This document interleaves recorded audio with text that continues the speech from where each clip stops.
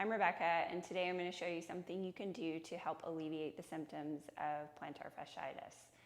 Plantar fasciitis is essentially, it's classified as an inflammation of the plantar fascia, so this sheath of fascia on the bottom of your foot. And if you've experienced this, sometimes it can feel like cramping, especially really early in the morning when you get up. It can be very painful and debilitating for a lot of people. And as a yoga instructor, this is something that I have students complain about, and there's certain postures where the heel of the foot gets really sensitive, and they're like, I can't do that, I have plantar fasciitis. So typically what we're told to do, some people are given a boot to sleep in, you're told to roll it out on a tennis ball. There's a lot of things, all of those things can help. But there are some theories that it's actually caused by tightness in the calf. And I love looking at the above and below an injury or issue, because oftentimes that can give us some clues on things we can be working with. And a lot of us have really tight calves. And there aren't a ton of poses in yoga that stretch that.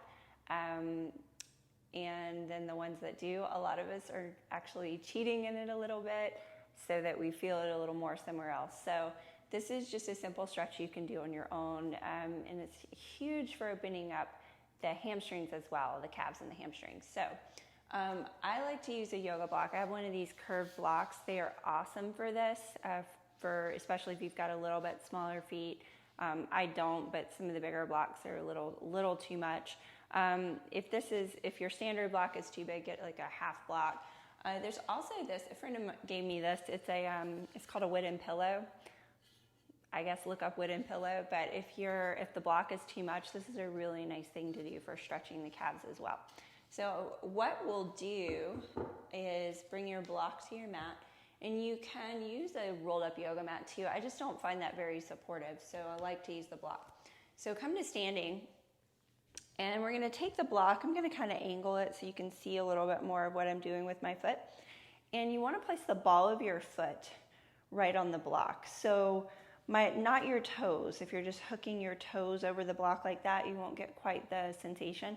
But you want the ball of your foot on the block and the heel of your foot on the floor. So if your heel doesn't reach the floor with the ball of your foot on the block, you've got a little bit too much height under your foot. You might want to use the rolled up yoga mat or something like this little half dome wooden pillow.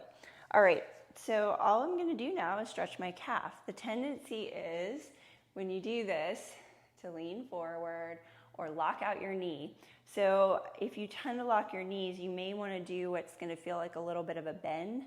So I just softened my knee right then, and now I feel a lot more of a stretch in the calf.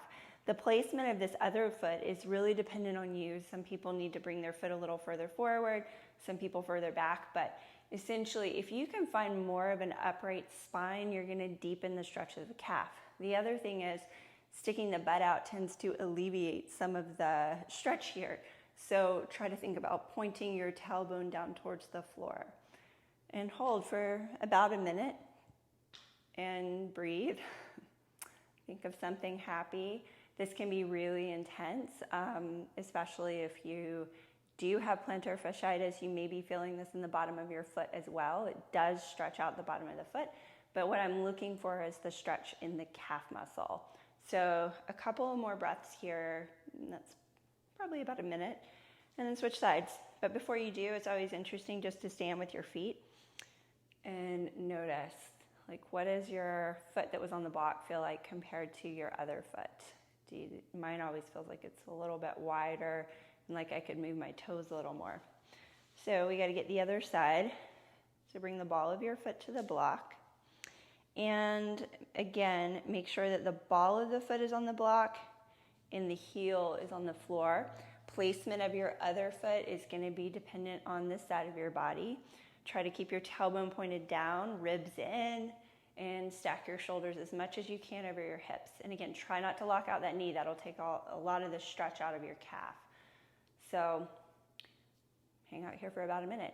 And a lot of us have fairly tight calves. If you wear high heels, can definitely be an issue.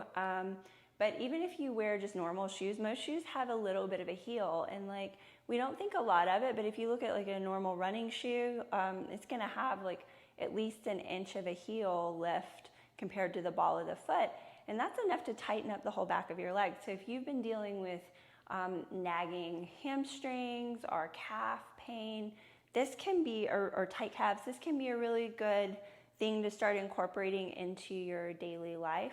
And I always advise barefoot shoes, but those do take a transition period. So, you know, this is the in-between. And this is something you can do as soon as you get up in the morning, get out of bed, just have a block there ready to stretch. Then come off the block, stand, notice your feet. And that's it. Little quick fix for your calves. Thanks for joining me. Hope this helps your practice and gives you a little relief from your plantar fasciitis. Have a great day.